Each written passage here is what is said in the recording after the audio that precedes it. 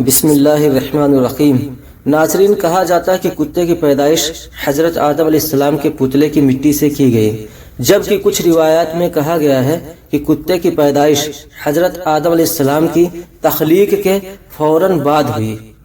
بلکہ اکثر ہمیں یہ بھی سننے کو ملتا ہے کہ جس گھر میں کتے ہوں وہاں رحمت کے فرشتے داخل نہیں ہوتے۔ لیکن ناظرین، کتے کا ذکر مقدس کتاب قرآن پاک میں بھی آیا ہے، اور کہا جاتا ہے کہ دنیا کا واحد جانور جو جنت میں جائے گا وہ جانور کتا ہی ہوگا۔ لہٰذا ان سب باتوں کو مد نظر رکھ کر آج کی اس ویڈیو میں آپ جان پائیں گے کہ کتا کس شکل میں جنت میں داخل ہوگا، اور اصحاب کہف کے ساتھ غار میں آخر کتے کو ہی کیوں بھیجا گیا۔ حضرت آدم علیہ السلام کی تخلیق کے فوراً بعد کتے کو پیدا کرنے کی وجہ کیا بنی تھی۔ ویڈیو میں آپ کو یہ بھی بتائیں گے کہ کتے اور شیطان میں ایسا کیا تعلق ہے کہ جس کے سبب مذہب اسلام میں کتے کو گھر میں پالنے سے منع کرتا ہے، اور آخر کتا ہی انسان پر کیوں بھونکتا ہے۔ ناظرین، سب سے پہلے تو یہ جان لیجئے کہ جس گھر میں کتا ہو تو اس گھر میں رحمت کے فرشتے کیوں داخل نہیں ہوتے۔ اس بارے میں حدیث شریف میں ایک واقعہ آتا ہے۔ حضرت میمونہ رضی اللہ تعالی عنہ فرماتی ہیں کہ ایک مرتبہ حضور صلی اللہ علیہ وسلم بیدار ہوئے تو آپ صلی اللہ علیہ وسلم بہت غمگین اور پریشان تھے۔ میں نے پوچھا کہ حضور کیا بات ہے، آج آپ کی کیفیت بدلی ہے؟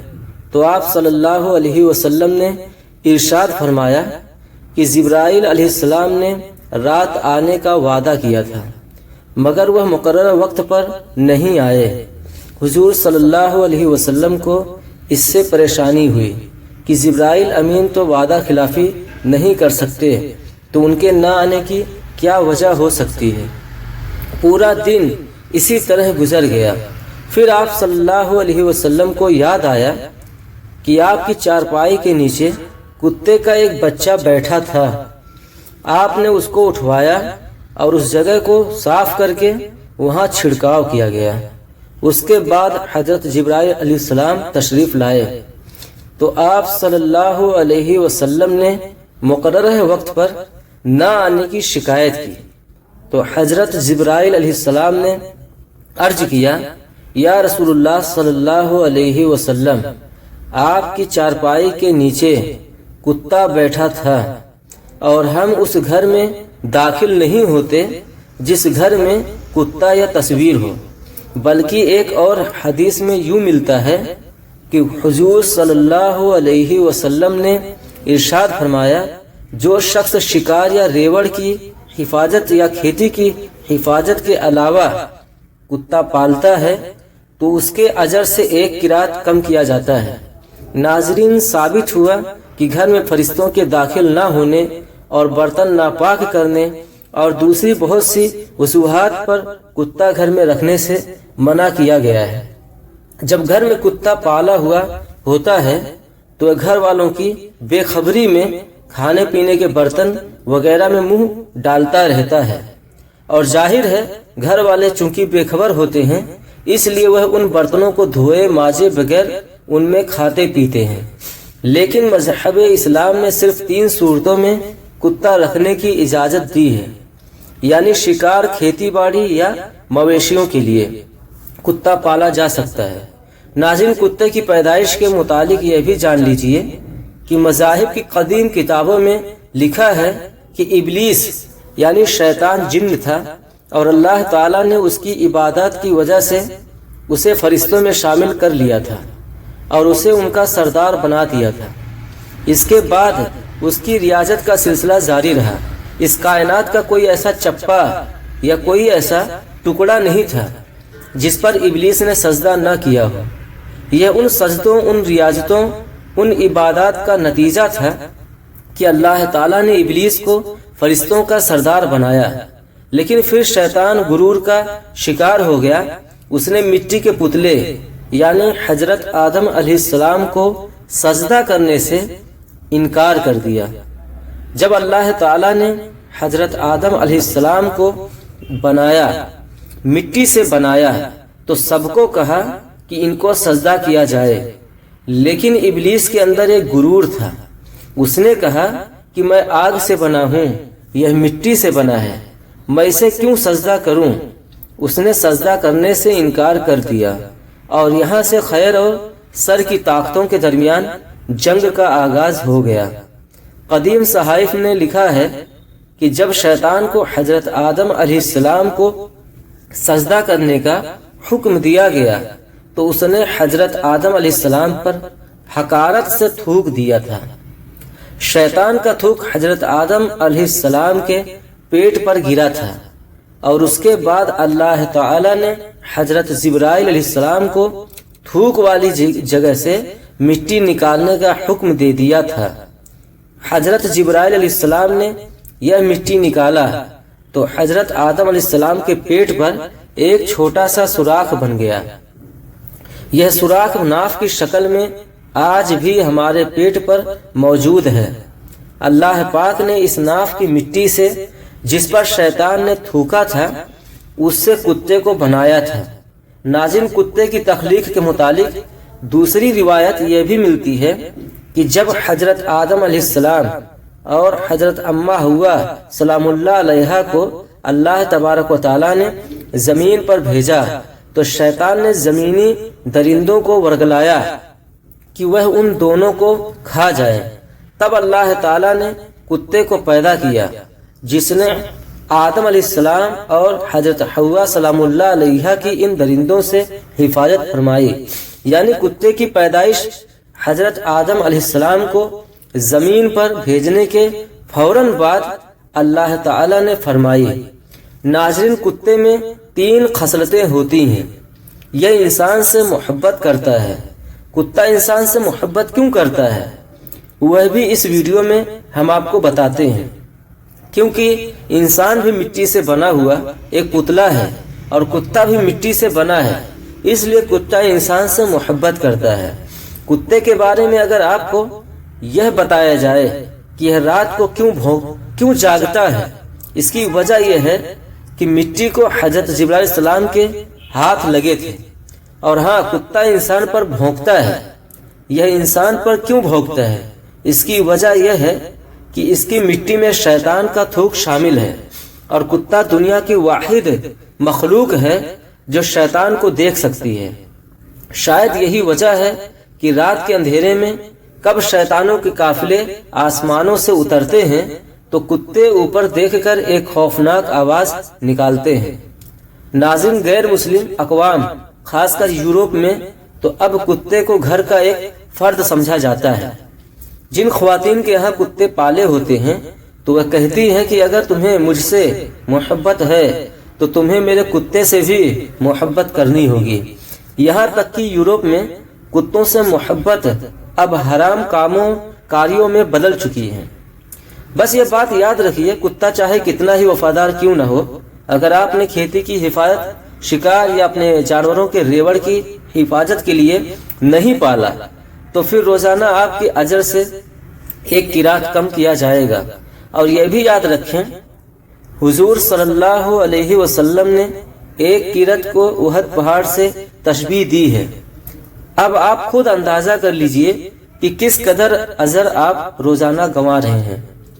اللہ تعالیٰ نے سورہ اعراف میں بلعم بن باورا جو کہ ایک نیک اور عابد شخص تھا، پھر اس نے نفس کی لذت اور دنیا پرستی کے کام شروع کیا، تو پھر اللہ تعالیٰ نے اس کو کتے سے تشبیہ دی ہے، اور وہ روز قیامت کتے کی شکل میں دوزخ میں داخل ہوگا، اور اصحاب کہف کا کتا بلعم بن باورا کی شکل میں جنت میں جائے گا۔ اور حضور اکرم صلی اللہ علیہ وسلم نے سیاہ کتے کو شیطان کہا ہے، بلکہ طبی ماہرین کے مطابق ناپاک جانوروں کو پالنا وباؤں کا باعث ہے۔ خطرناک جراثیم اور وبائیں جانوروں سے انسانوں میں منتقل ہوتی ہیں۔ رسول کریم صلی اللہ علیہ وسلم نے تو آج سے 1400 سال پہلے جو احکام بتائے، آج کی جدید سائنس سے اس کی تصدیق ہو رہی ہے۔ طبی ماہرین کے متفق رائے ہے کہ جانوروں میں پائے جانے والے خطرناک جراثیم انسانوں میں منتقل ہوتے ہیں جو وبا پھیلنے کا سبب بنتے ہیں، اور اسلام کی نظر سے کتا ایک ناپاک جانور ہے۔ اگر ہم اسلام کی تعلیمات پر عمل کریں اور ناپاک جانوروں کو پالنے سے بچا کریں تو خطرات سے محفوظ رہ سکتے ہیں۔ افسوسناک بات یہ ہے کہ آج کتوں، بلیوں اور دوسرے نجس جانوروں کو پالنے کا فیشن بن چکا ہے۔ ناظرین، اسلام نے مسلمانوں کو حکم دیا ہے کہ جس برتن میں کتا منہ ڈال دے اسے پاک کرنے کے لیے 7 مرتبہ دھویا جائے۔ ایک روایت میں 8ویں بار مٹی سے پاک کرنے کے الفاظ بھی ملتے ہیں۔ آج کی سائنس بتاتی ہے کہ کتے میں انتہائی خطرناک جراثیم پائے جاتے ہیں جو برتن کو بار بار دھونے سے ہی ختم ہو سکتے ہیں۔ آپ اندازہ لگائیں، اسلام نے یہی بات آج سے 1400 سال پہلے بتا دی جب سائنس کا وجود تک نہ تھا۔ ہمیں سمجھ جانا چاہیے کہ اللہ کے پیارے نبی صلی اللہ علیہ وسلم نے جو احکام ہمیں دیے ہیں، انسان کی کامیابی اسے مان لینے میں ہے۔ اس کے مقابلے میں عقل کے گھوڑے دوڑا کر دلائل دینے سے بچنا چاہیے۔ ایک انگریز ڈاکٹر نے اس پانی کی جس میں کتے نے منہ ڈالا تھا خوردبین کے ذریعے تحقیق کی تو اسے پتا چلا اس پانی میں کتے کے لعاب کے جو جراثیم آ جاتے ہیں وہ مٹی کے سوا کسی اور چیز سے نہیں مرتے، کیونکہ مٹی میں نشادر و افیر مقدار میں ہوتا ہے جو اور کسی چیز میں نہیں ہوتا، اور یہ کتے کے لعاب میں پائے جانے والے تمام جراثیموں کو ختم کرنے کے لیے کافی ہوتا ہے۔ اسی لیے نبی کریم صلی اللہ علیہ وسلم نے مٹی کا نام لیا تاکہ بازاروں میں نشادر تلاش کرنا نہ پڑے۔ اسی طرح ایک فرانسیسی ڈاکٹر اور اس کی ڈاکٹر بیٹی مصر میں مقیم تھے۔ جب باپ نے یہ حدیث پڑھی تو فوری طور پر کتے کے سامنے ایک برتن میں پانی رکھ دیا۔ جب وہ اس کو پی چکا تو انہوں نے خوردبین سے دیکھا کہ اس میں جراثیم موجود تھے۔ پانی گرا کر کئی بار دھویا گیا مگر ہر بار جراثیم برتن میں موجود تھے۔ جب مٹی سے مازا گیا اور پھر دھو کر خوردبین میں چیک کیا تو جراثیم نہ صرف بالکل ختم ہو گئے تھے بلکہ برتن بھی کلی طور پر پاک و صاف ہو گیا تھا۔ اس پر دونوں باپ بیٹی مسلمان ہو گئے۔ ناظرین، قرآن شریف میں اصحاب کہف کا تذکرہ ملتا ہے جہاں ان کے کتے کا ذکر آیا ہے۔ وہاں امام قرطبی نے لکھا ہے کہ شریعت میں کتے پالنے کی اجازت ہوگی، اس لیے انہوں نے کتا ساتھ لیا ہوگا یا کسی کی بکریوں کی حفاظت کے لیے تھا۔ اور فروعی احکام میں ایسا ہوتا رہتا ہے کہ مختلف شریعتوں میں فروعی احکام مختلف دیے گئے۔ بہرحال اصحاب کہف کے واقعے سے کتے کو پالنے کے زواج استدلال کرنا درست نہ ہوگا۔ اسی طرح مفسرین کرام نے جہاں اصحاب کہف کا ذکر کیا ہے تو وہاں اس بات کی بھی وضاحت فرمائی ہے کہ اصحاب کہف کا کتا صلح کے ساتھ رہا۔ اس کی برکت سے اللہ پاک نے قرآن مجید میں اس کا ذکر فرما دیا۔ یہ اس کتے کی جزوی فضیلت تھی۔ اصحاب کہف کے کتے سے مطلقاً کتے کی فضیلت پر استدلال کرنا درست نہیں۔ ناظرین، یہاں قابل غور بات یہ ہے کہ اللہ تعالیٰ اور اس کے رسول نبی کریم صلی اللہ علیہ وسلم نے انسانوں کے لیے جو احکام بنائے ہیں وہ ہر لحاظ سے انسانوں کے لیے مفید ہیں۔ ایک مسلمان کے لیے یہ بات کافی ہونی چاہیے کہ اللہ تعالیٰ نے اس کام سے رکنے کا حکم دیا ہے، کیونکہ ایک مومن کی شان یہ ہے کہ اللہ تعالیٰ کے نبی صلی اللہ علیہ وسلم نے جس کام کے کرنے کا حکم دیا ہے وہ کریں اور جس کام سے منع کیا ہے اس سے رک جائے۔ اس کا نام اطاعت ہے اور اس سے انحراف نافرمانی کہلاتا ہے۔ اگر ہم عقل اور محض شوق کی بنیاد پر وہ کام کرنا شروع کر دیں گے جس سے منع کیا گیا ہے تو اس کا نتیجہ سوائے نقصان کے کچھ نہیں ہوگا۔ اللہ پاک ہمیں حضور نبی کریم صلی اللہ علیہ وسلم کے بتائے ہوئے طریقے کے مطابق زندگی گزارنے کی توفیق عطا فرمائے، اور اللہ تعالی ہمیں پاک صاف رہنے والا بنائے، اور اللہ تعالی ہمیں ناپاکی اور گندگی سے محفوظ رکھے، آمین یا رب العالمین۔ دوستوں، چینل کو سبسکرائب کر لیجئے اور ساتھ میں بیل آئیکن کو بھی دبا دیجئے تاکہ جب بھی کوئی ویڈیو اپلوڈ کروں تو آپ تک پہنچ جائے۔ ویڈیو کو ایک لائک ضرور کیجئے۔ ملتے ہیں نیکسٹ ویڈیو میں۔ خدا حافظ۔